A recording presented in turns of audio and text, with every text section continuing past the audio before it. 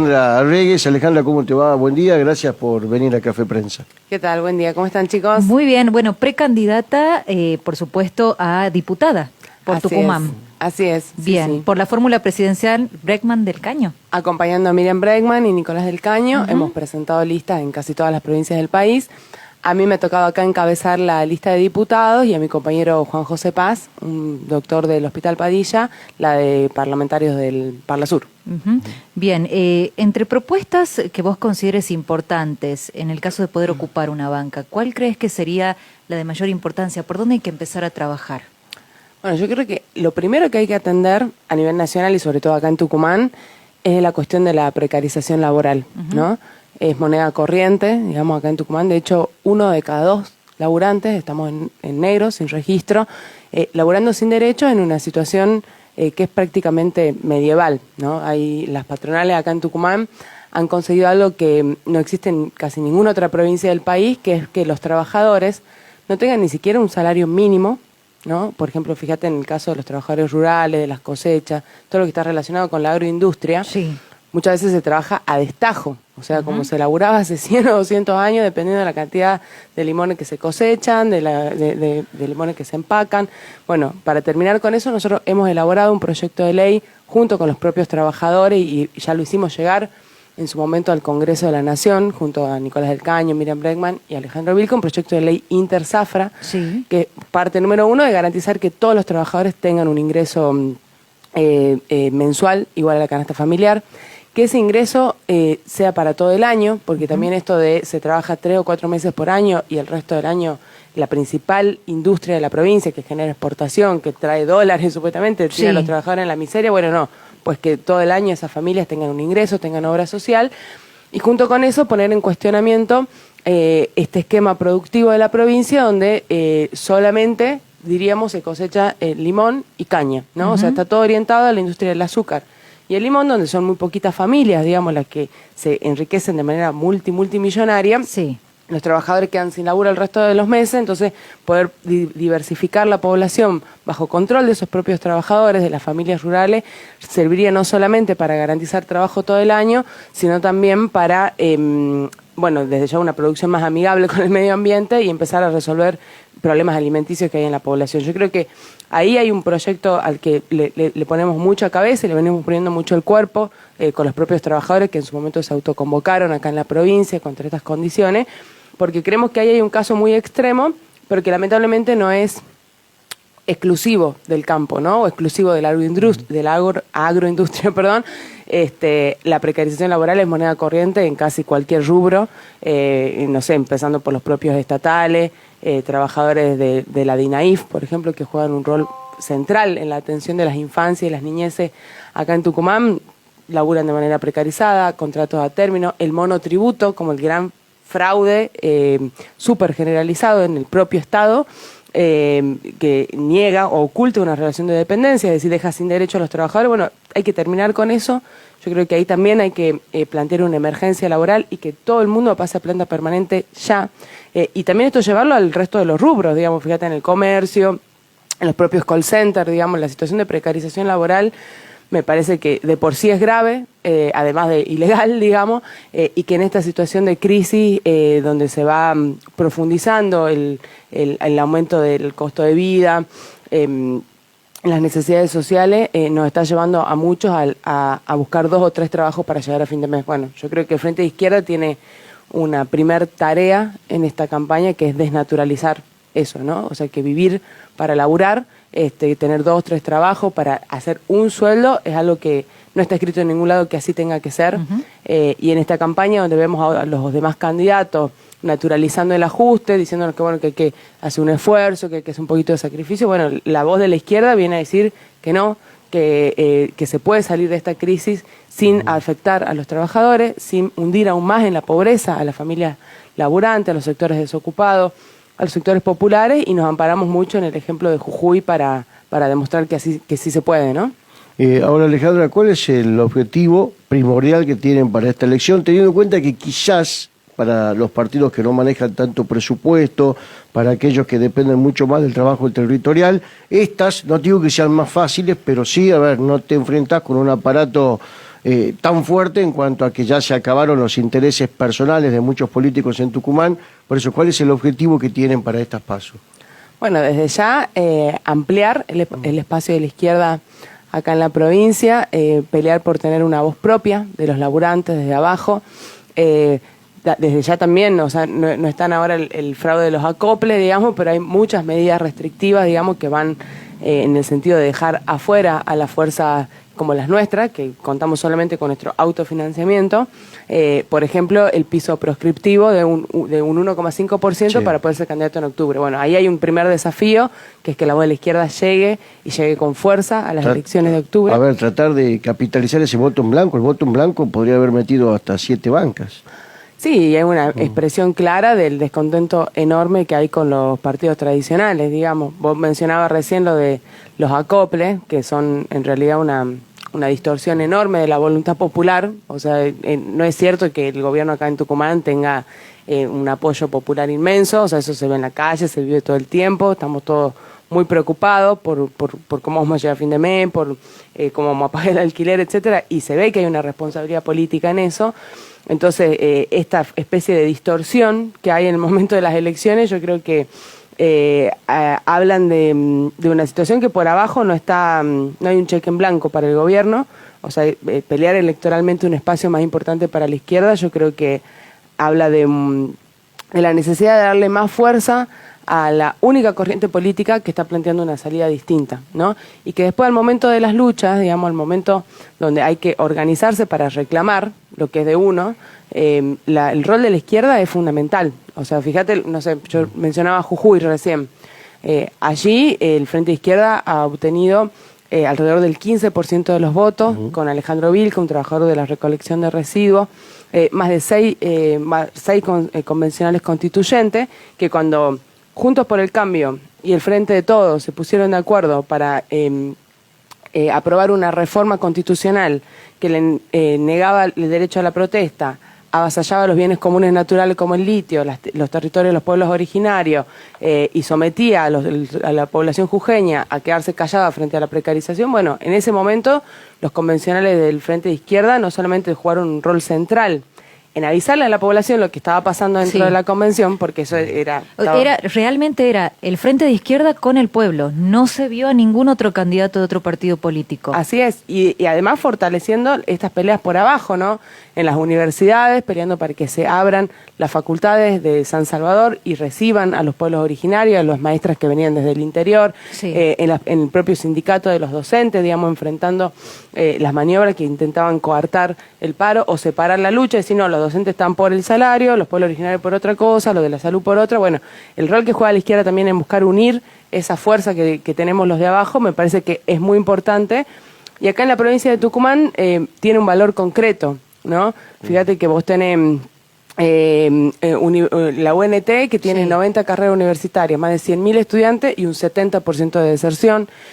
Ahí tenés un movimiento estudiantil que cuando se pone de pie, como lo hemos visto en sus momentos, juega un rol muy importante en llevarle solidaridad a las peleas de los trabajadores. Hoy lo hacen los estudiantes de la carrera de trabajo social con los trabajadores sociales de la DINAIF, claro. Los docentes también, que ven la misma situación que se está viviendo en las escuelas y se dan cuenta que lo que están reclamando los trabajadores de la DINAIF no les resulta ajeno. Dicen que cobran 30 o 50 mil pesos y cada uno atiende a 60 infancias en peligro en la provincia. O sea, cada trabajador social tiene 60 niños cuyos derechos han sido vulnerados a su cargo y entonces los docentes me parece que también juegan un rol importante en llevar solidaridad a esas peleas, porque es así la forma en la que se enfrenta el ajuste, ¿viste? Yo decía esto de que la izquierda tiene la tarea de no naturalizar, que hay que sí o sí agachar la cabeza, resignarse, aceptar algún mal menor. Yo creo que la única forma de enfrentar realmente este plan que traen bajo el brazo, tanto, bueno, ahora Unión por la Patria como Juntos por el Cambio, organizándonos desde abajo, dándole fuerza a la única corriente política que pelea por un programa distinto, ¿no? Ahora, Alejandra, que les cueste llegar a ocupar bancas legislativas y bancas en el Consejo y poder meter candidatos, ¿se debe únicamente a la falta de plata? Porque, a ver, está claro que para llegar a ser legislador o concejal tenés que poner mucha plata en la campaña más allá de todo el trabajo territorial. ¿Eso es lo que le está faltando a la izquierda? ¿Únicamente recursos económicos o también en la discusión propia que tienen ustedes hay mea culpa de algunos errores? No, ya que hay una competencia completamente desigual en el terreno electoral, en fuerzas como la nuestra, o partidos que incluso no están solamente bancados por los propios recursos del Estado que ponen a jugar en la campaña, sino también por estos mismos empresarios que después son los que se benefician cuando se ajusta, como ahora, por ejemplo, el caso de la ETAT, ¿no? Pero después yo también creo de que desde la izquierda muchas veces la pelea que tenemos de tratar de llegar a esos sectores que hoy están diciendo que no quieren más tener que tener 2 o 3 trabajos, que quisieran poder compartir tiempo con la familia. Bueno, tiene mucho que ver con poder darles moral de alguna manera, darles aliento de que eso es posible. O sea, uno que ve que su situación está cada vez peor y por ahí ve que, bueno, pero que en medio no se puede hacer nada o se siente solo al respecto. Bueno, en esa pelea nosotros tenemos que redoblar la iniciativa, incluso involucrar a más compañeros y compañeras, cualquier votante, por ejemplo, del Frente Izquierda puede jugar un rol muy importante en difundir las ideas con las que simpatizan, la pelea por reducir la jornada laboral, o sea, por instalar una agenda que ya al hacerlo desde abajo implica mucho esfuerzo, digamos, pero es fundamental que así lo hagamos, ¿no? O sea, si en estas elecciones no hay una voz que diga que no hace falta entregarle la cordillera y todos los bienes comunes naturales al FMI o a las multinacionales para juntar los dólares y que se pueden esos mismos bienes gestionar bajo el control de los trabajadores para terminar con la expoliación de los recursos, si no hay una voz que diga eso y no lo hace la izquierda, bueno, hay un paso del FMI, básicamente, ¿entendés? Porque el programa de Massa, que dice que es una torta a la cordillera que hay que entregarla, el programa de Bullrich, el programa de Larreta, el programa de Milei ni hablar. Si no hay una fuerza que diga de que los trabajadores no necesariamente tenemos que perder siempre con la inflación y que los salarios pueden y tienen que estar indexados a la inflación y que laburar y que el sueldo alcance para vivir, o sea que uno trabaje, llega a fin de mes y ha podido pagar todo, básicamente. Bueno, eso si no lo dice la izquierda yo creo que no lo va a decir nadie y el desafío que tenemos es redoblar esa llegada, ¿no? Y mostrar que hay una alternativa. Y en ese marco, o sea, yo vuelvo a lo de Jujuy porque es parte de darle un mensaje, ¿no? Vino quizá el pueblo jujeño a mostrar que hay voluntad de resistencia. O sea, que esto que se milita mucho desde el peronismo, de que no queda otra, que tenés que elegir el mal menor. Bueno, yo creo que el pueblo de Jujuy vino a demostrar que un pueblo, cuando tiene voluntad de resistencia, puede hacer grandes cosas, desde cosechar la solidaridad de todo el país. Todos estuvimos viendo, mientras Morales reprimía a las maestras, a las comunidades, como en diferentes provincias han habido grandes movilizaciones en apoyo al pueblo jujeño, y a mostrarle a estos políticos tradicionales que la forma, digamos, de enfrentarlo es por izquierda, ¿no? No es con estas, salidas que ahora se están igual cayendo un poco afortunadamente, pero de Milei o la ultraderecha que habla contra la casta política, pero gobierna o pretende gobernar para los mismos intereses. Alejandra, hablando un poco, ya metiéndonos de lleno a lo que tiene que ver con el partido en sí, por lo menos en nuestra provincia. Hace unas semanas atrás, Martín Correa estaba junto con Lita Alberstein, presentaban la fórmula. Martín Correa va como encabezando la lista de diputados en la boleta de Solano Ripoll. Y hicieron mención específicamente a ustedes, digo esto, ¿no? De que ellos habían asistido a las asambleas, de que habían sido elegidos a través de asambleas en esta fórmula, y hablaba un poco de esto, ¿no? De que lamentablemente no se había logrado una unidad, sino que iban separados. ¿Cómo está hoy la izquierda con respecto a eso? ¿Hay internas? ¿No hay internas? ¿Cuál es la situación? Sí, en el Frente de Izquierda va a haber 2 listas, efectivamente hay unas PASO. Es un mecanismo que ya en otras ocasiones se ha utilizado para dirimir las candidaturas de octubre. En ningún caso estuvo en discusión la unidad del Frente de Izquierda. Esto me parece importante destacarlo, digamos, tanto como cuando hubo listas consensuadas como cuando no. Esta no es una ocasión excepcional de esa regla.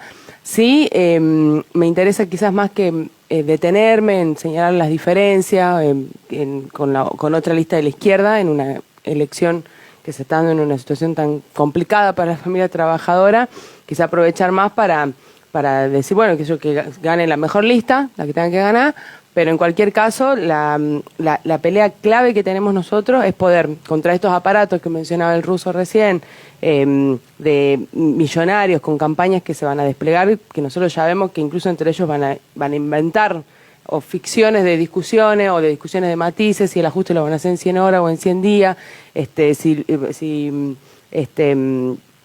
el boleto ahora que se está discutiendo va a salir 140, 150, 190 o como quieren los empresarios 300, bueno, cuando la discusión está puesta ahí, digamos, en cómo ellos pretenden seguir reventando a los trabajadores, yo creo que el rol de la izquierda es poner ahí el foco, ¿no?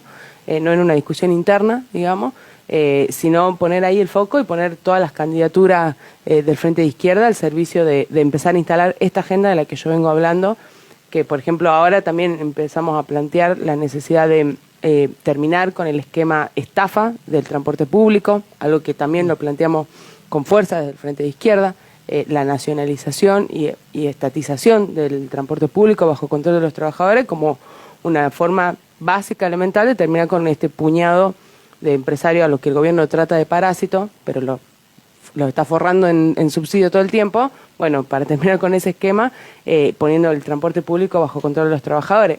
Cuando hoy se está discutiendo eso, me parece que es aprovechar cada momento que tenemos en los medios de comunicación, en las redes sociales, etcétera, para difundir cuáles son nuestras ideas y cuál es la propuesta que de conjunto estamos levantando. No encontraba, digamos, el punto donde los jóvenes se sentían identificados con el mensaje de Milei, quizás desde la bronca nada más. ¿Y a ustedes a qué sector les cuesta más entrarles con el mensaje político? Mira, bueno, desde ya el fenómeno Milei ha sido interpelante para la izquierda, sin duda alguna, porque justamente era hablarle a la juventud desde un lugar de rebeldía, pero por derecha, lo cual para mí ha sido una pelea muy importante que ya venimos dando hace como un año y que acá en Tucumán, por lo menos, en la discusión donde además el aliado de Milei es Bussi, interpelaba mucho a la juventud del lado de los derechos humanos y la defensa de la memoria, la verdad y la justicia. Ha sido una pelea medio difícil, pero me parece que empieza a revertirse un poco. Y después también, yo creo que a los desencantados en general, quizás no por el desencanto en sí, sino por esta idea que se empieza a instalar como sentido común de la resignación, ¿no? O sea, vos tenés un desencanto generalizado, o sea, casi que al azar podrías hablar con cualquier persona y te va a decir, mira, estamos mal, los que nos están gobernando no hoy, sino hace 40 años nos vienen hundiendo, o sea, son conclusiones que ya casi no hay nadie que no las haya sacado de alguna manera, pero bueno, al mismo tiempo eso viene acompañado de toda una campaña que se está haciendo para dejar como sentido común de que la forma de salir de esta es agachando la cabeza y aceptando un ajuste y aceptando la entrega al Fondo Monetario, o por lo menos ni siquiera poniéndolo en discusión, digamos. Entonces lo que más nos está costando quizás es buscar cómo romper o sea, dialogar con algo que es genuino, que es el hartazgo con todos los partidos políticos tradicionales, con el desencanto de aquellos que han prometido montones de cosas en las campañas, no sé, Macri en su momento, y está fresca la experiencia, decía pobreza cero, lluvia de inversiones, después Alberto Fernández decía que iba a llenar la heladera, que, bueno, como todo eso no ha sucedido, digamos, hay para mí ahí un margen de acción muy importante para que Milei, digamos, con este discurso anticasta, busque llegar a esos sectores, y desde la izquierda tenemos el desafío de impedir que ese malestar se canalice por derecha, ¿no? El problema o el principal obstáculo que yo veo es que ante este malestar social, digamos, la respuesta que se intenta instalar como sentido común es que hay una única salida, ¿no? Capaz que esto que te estoy diciendo te suena abstracto, pero si querés lo podemos ver en un caso concreto. Ayer hubo un paro nacional del transporte y qué es lo que se intentaba sentar como sentido común, que la forma en la que se podía salir del problema del transporte era con más subsidio y con tarifazo. ¿Sí? O sea, le dicen a los choferes que aumentar o cobrar su sueldo depende de que le aumenten el boleto al usuario, y al usuario le dicen que del servicio depende de que el chofer no tome ninguna medida de fuerza, ¿no? O sea, es buscar dividir por abajo trabajadores con trabajadores, porque los usuarios del transporte público somos trabajadores también. Bueno, contra eso, digamos, que se sienta como sentido común en el conjunto del arco político que gobierna, el Frente Izquierda dice no. Hay otra opción, que es, por ejemplo, decía yo, estatizar el transporte público, terminar con la estafa, donde un puñadito de empresarios se llena de subsidios multimillonarios, no les rinde cuenta a nadie, porque ellos reciben los subsidios para pagar el sueldo, pero no le están pagando el sueldo a los choferes. Solidarizarnos con aquel trabajador o trabajadora que no está cobrando el sueldo y poner en cuestionamiento este esquema más profundo donde no somos los trabajadores contra los usuarios, sino los choferes y los usuarios gestionando el transporte público, que es la forma en la que se puede terminar con esta estafa. Bueno, como este ejemplo, digamos, donde se busca dar por sentido común el ajuste, el mal menor, también gran parte del avance de la derecha estuvo fogoneado por el propio peronismo, en el sentido de mostrar un monstruo, digamos, del otro lado, un tipo que te quiere vender los niños, te quiere vender los riñones, hace, no sé, una barbaridad tras otra y dice una barbaridad tras otra, para que después Massa no parezca tan malo. Claro. Digamos. Entonces, esta idea del mal menor, de la resignación, de que yo no te puedo enamorar con mi propia idea, pero fíjate que del otro lado hay algo peor, digamos. Yo creo que también es un obstáculo que hay que sortear desde la izquierda, planteando que el mal menor tiene la característica de ser un mal, y que en este caso no es un mal desconocido. O sea, Massa es un mal recontra conocido, ya lo vemos como en su presupuesto va recortando las partidas presupuestarias para asistencia pública, para educación, para salud, para vivienda. Bueno, el ajuste que estamos viviendo tiene nombre y apellido en su responsable principal y hoy es el candidato de Unión por la Patria. Eso no es un mal menor, sino que hay una alternativa propia. Y junto con eso me parece también lo de difundir mucho, que está bastante vetado, quizás en los medios más hegemónicos, peleas como la del pueblo jujeño, la de los docentes de Salta, los trabajadores y las mujeres en Chaco. Muchas provincias del país se vienen levantando, digamos, y yo creo que eso o se difunde cuando llega un escándalo nacional, como pasó con Morales reprimiendo brutal y salvajemente y metiendo preso montones de personas, más bien se trata de mantener así, bueno, de que no salga de los márgenes de una provincia lo que allí está pasando, ¿no? Entonces también ahí otro desafío que tenemos es poder difundir que hay una alternativa, que hay una opción y que se puede, con la pelea desde abajo de los trabajadores, con sus sindicatos, con sus centros de estudiantes, con sus organizaciones, revertir esta situación. Para finalizar, Alejandra, te pregunto, sos una militante y estás en la política ya desde hace mucho tiempo, pero más allá de esto te pregunto como mujer, ¿qué pasa con la ley de cupo femenino y con el acceso de las mujeres a la política, de cierta manera, por decirlo? Se ve que hay muchas mujeres que conforman listas, pero muy pocas que encabezan o que son cabeza de fórmulas. ¿Cómo lo analizás vos en lo personal? A nivel general te hablo, ¿no? Sí, bueno, desde ya que para las mujeres hay más obstáculos en todos los ámbitos y el de la política es uno, digamos. Poder participar de política, incluso ir forjando un espacio de militancia y todo eso es algo que hemos construido colectivamente las mujeres en este país, me parece con muchísimo orgullo, ya desde el 2015 esta parte, en un movimiento que llegó para quedarse, con una bandera y con una agenda que está instalada en cada rincón de la política, más allá de que los políticos tradicionales le viven dando la espalda, ¿no? En ese marco yo creo que se ha habilitado muchísimo, sobre todo en el caso de la izquierda, ni hablar, esta posibilidad de que muchas compañeras trabajadoras empiecen a involucrarse. La ley de cupo me parece desde ya una cuestión necesaria. Nosotros siempre hemos planteado, incluso en el Congreso de la Nación, con Miriam Bregman y Nicolás del Caño, que el cupo tendría que ser un piso y no un techo. Digamos, es un cuestionamiento que nosotros tenemos, incluso acá en Tucumán, donde no existe la ley de cupo. Desde el Frente Izquierda hemos presentado listas con el 70% de composición femenina. Y eso, tratar de volcarlo no solamente de las candidaturas o de las listas o al momento electoral, sino de dar cuenta de que las mujeres tenemos muchas peleas pendientes.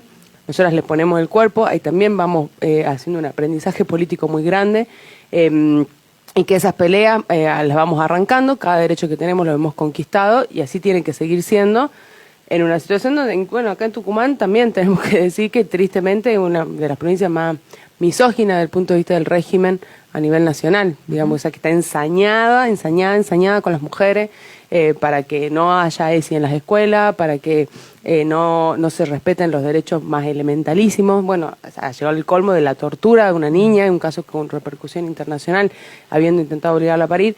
O sea, hay muchos casos que nos organizan, nos conmueven y nos ponen en la primera línea siempre, ¿no? Siempre que haya un femicidio, siempre que haya una compañera que esté atravesando una situación de violencia, siempre que haya una desigualdad salarial hacia nosotras, hay una razón, hay un motivo por el cual las mujeres tenemos que estar a la cabeza. Alejandra, muchísimas gracias por estar con nosotros. Un pequeño presente desde nuestro programa. Gracias. Lo podés abrir, por supuesto, en público. Y bueno, mientras tanto también recordar a la audiencia la lista que estás encabezando, ya de cara a las elecciones, a las PASO, ¿no? Es la lista del Frente de Izquierda de los Trabajadores de Unidad, unir y fortalecer a la izquierda, con Miriam Bregman y Nicolás del Caño como candidatos a presidente y vice. La semana que viene va a estar Miriam acá en Tucumán también, seguramente vamos a estar anunciando. ¿Hay algún día ya confirmado? El 18. 18. Martes 18. También Raúl Godoy como candidato al Parla Sur Nacional, y acá en Tucumán me acompañan Juan José Paz, un médico neurólogo del Hospital Padilla, luchador en defensa de la salud pública y contra las persecuciones y aprietes del CIPROSA, y también en la lista del Frente de Izquierda, para quienes quieran ver en La Izquierda Diario o en las redes sociales, tenemos el orgullo de que hay compañeros cosecheros del Limón como Víctor Santillán, docentes, trabajadores de la educación como Pía Mustaki, Juan Luis Belli, y jóvenes estudiantes de la UNT que forman parte de esta marea verde y también de la pelea en defensa del medio ambiente, como Karen Tejerina, Sofía Vega. Bueno, eso está en mis redes sociales también para quienes quieran conocer el perfil del conjunto de los candidatos. Bueno, Alejandra, muchísimas gracias. Esto. Gracias. Muchas gracias. Que tengas buen día. Muchas gracias a ustedes. Vamos a ir a una pausa y ya volvemos.